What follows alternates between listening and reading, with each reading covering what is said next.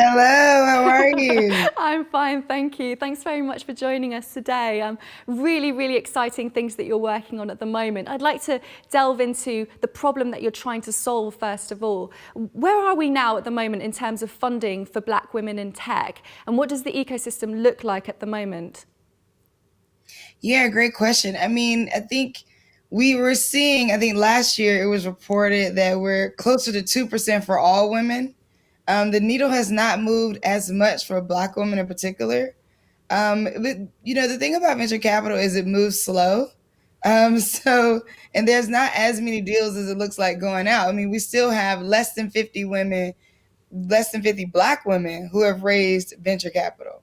And so when we think about that in a realm of, hundreds, possibly thousands of businesses that have been funded over time by venture capital, and the fact that we can actually still count the number of Black women that have received venture capital. So it's less than 1%. We're still at about 2% for all women, and we're still at less than 8% for minorities in general. It's interesting because it's not through lack of trying. We see a massive amount of black women entrepreneurs trying to get funding, setting up their own businesses, but not necessarily finding that initial bit of funding that will put them at the point where they can go calling to venture capitalists, right? So that's what are the big challenges that you've seen for black women who are trying to set up their businesses at the moment? I mean, your stats alone, it just seems shockingly low and doesn't seem to be getting better. Yeah, about 90% of Black and brown women founders are starting their businesses solo, as solo founders, and starting with the money from their own pockets. We see three main challenges that Black and brown women face, and that is a lack of access to influential networks, a lack of access to financial capital, and a lack of ability to hire. And I think that all of those go back to the social network. So who do you know? Who knows you? And how can we capitalize on those relationships?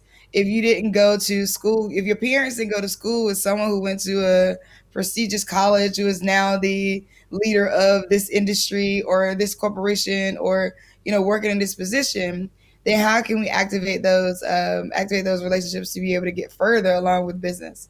Do you think that things have gotten a little bit better during the pandemic? Because obviously now you've got that sort of push towards doing things online. You don't have those old boys clubs of, golf clubs and, people going to different areas where other people wouldn't be able to access them. Do you think things have gotten better, or is it even harder for women trying to get in? Yeah, I think time will tell, right? We won't be able to see the results of this for another 3 to 5 years. I think that as a result of the murder of George Floyd, we've seen a lot of venture firms and corporations and organizations in general, and just people really saying, like, wow, we want to get in. We want to make sure that everybody feels like they have a place in growing their business and just feeling more equitable and feeling like they belong in the world. And so I think that that is going to create a massive amount of change, but we won't know until about 3 to 5 years from now, when we can look back and say, "Wow, did that do anything? Did all of these announcements actually move the needle?" Well, that's the I would problem, say, isn't like, it? Yeah, because you don't really yeah, know that, if they're going to act on it. There's a lot of talk, but is there a lot of action? That's the question. well, I think the organizations that have come to us and the corporations that have come to us, I do feel like they are being genuine about what they're saying they're going to do. We have people like Visa, Warby Parker, even some alcohol brands like Vogue, Clico. I think we are seeing them double down, like Kim Crawford Wines. They're getting in and they're saying, "Hey, we want to be on this journey long term," and so we're multi-year commitments in their efforts is what I'm looking for to see, like, who is really going to help push the needle forward for Black and brown women founders. Yeah, that makes sense. I saw a stat out there about VC diversity as well, which seems to be part of the puzzle that's missing here. They have a diversity problem of their own. Women make up just 27% of the venture capital industry and only 18% of investment level roles. But when you break it down even further, the percentage of black women in VCs is even smaller. I mean, how much responsibility do you think the investment community has to make changes, to improve matters on their side too? A lot of responsibility. I think it's time for more transparency in the firms and who they're funding and who they're allowing in. I mean, listen, we say it's a numbers issue, right? Like, oh, it's the numbers, like in terms of like, oh, well, we need more women, or we don't have enough like people with viable ideas. I mean, if it is truly, it can't be a numbers issue, right? Like, we know that Black women are starting businesses 6 times the national average in the U.S. We know that all the numbers say that if you have women on your board, your company is more successful. If you have diverse teams, your company is more successful. And so I would think about, I would urge, VC firms out there and just people in general to think about that in a way that is like, if it is about the numbers, if we look at the numbers, then we should be diversifying. And I'm looking forward to the day when diversity goes back to a strategy for increasing capital and growing a company and really thriving versus kind of like a social thing to do. Like, we should be doing it already. It should be a thing that's built innate to our integrity and our Yeah. fabric of building companies. I agree, and I'm sure you've been in the same situation as me. I've sat in meeting rooms with a bunch of, white middle-aged men who have said, we just want to promote the right person. It's hard to change. We don't want to make people feel like they're a number when we're promoting Black women or people from diverse backgrounds.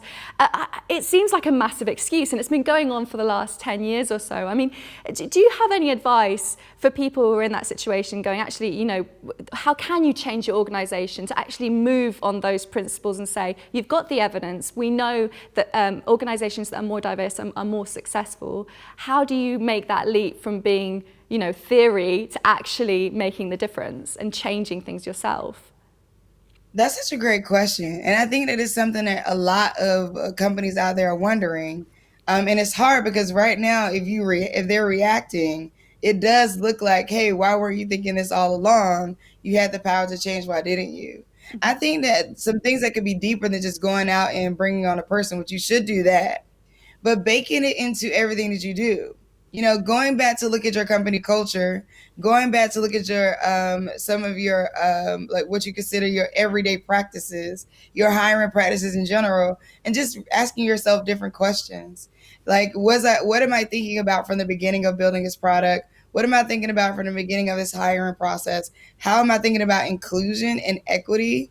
Even when it comes to gender, like, how am I thinking about the restrooms? How am I thinking about what temperature it is in the office? How am I thinking about? So there's like all these different ways to think about equity from the onset, and just start. I think like it could be the case that it may not fall in the right place because it will look reactionary if you do it right now. Yeah. But just start.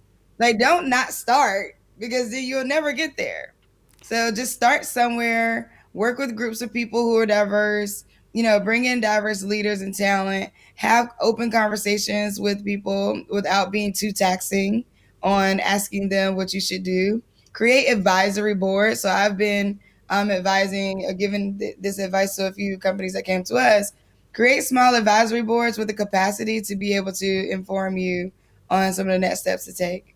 Yeah, and we have a really eager community of people watching, and I've got a couple of questions that I'd like to ask you from them, mainly very practical questions. So because you see a lot of pitches, you see a lot of people that come with great ideas to the table, what are the top 3 things that you would look for if someone were pitching to you as part of the Black Girl Ventures chapters?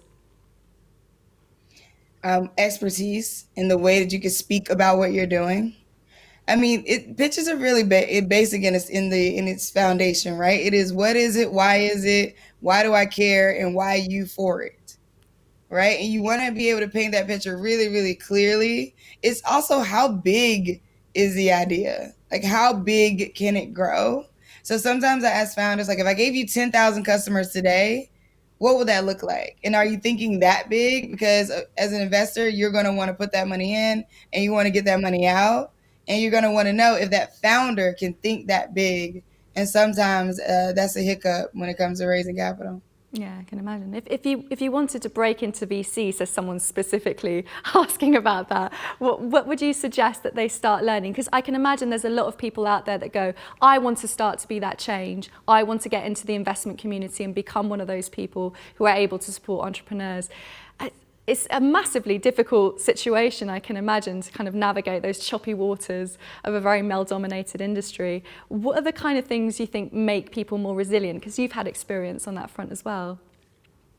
Yeah, 100%. I will, to the question of if you're trying to break in, Venture Deals is a book by Brad Feld.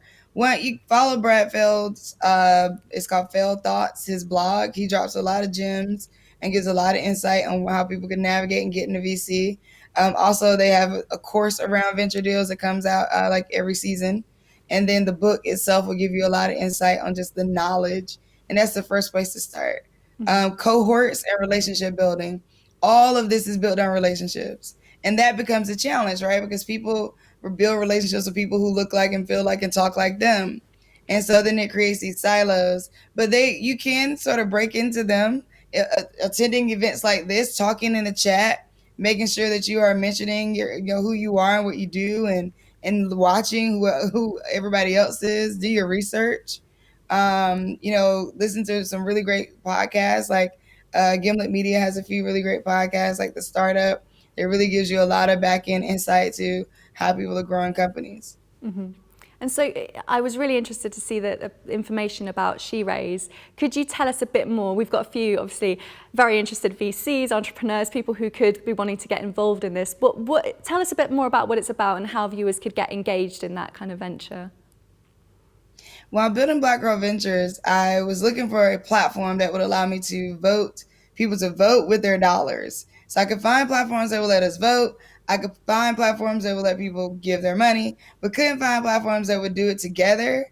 I also couldn't find platforms that would let people do it together in a pitch competition sense and give all the transparency on the back end that the pitch participants needed. Right now, accelerators and incubators are managing their demo days or their pitch nights all on their own. Meaning that they're having, so imagine someone like a Techstars who has multiple cohorts, a year. All of those founders are being housed on individual websites or in like all these different spreadsheets, and trying to keep track of them. And so because we do so many pitch competitions a year, we do 7 or 8. I came up with this solution to manage that competition. Also, externally, our pitch competition is all about like getting consumer feedback and traction. And so this gives the founder an opportunity to have people look at what they're doing, make comments, also connect with their websites, buy their products directly. And then we have a revenue model built in on the back end that allows the founder to see complete transparency on what they're getting, on what we're getting, and be able to see the comments that they're getting on their products or services. And it works really well, doesn't it? Even despite the pandemic, because I know Black Girl Ventures was going to launch several chapters. That obviously didn't happen in person, but now you can do it online and you can get involved really well. It seems to have transferred over seamlessly, hasn't it? I mean, the pivot is real, right? Like this is where I heard someone call it a swivel, and I love that. Like it's like, hey, I'm not pivoting, I'm swiveling. So, for everybody out there that's feeling weird about the word pivot, just know you're on a swivel.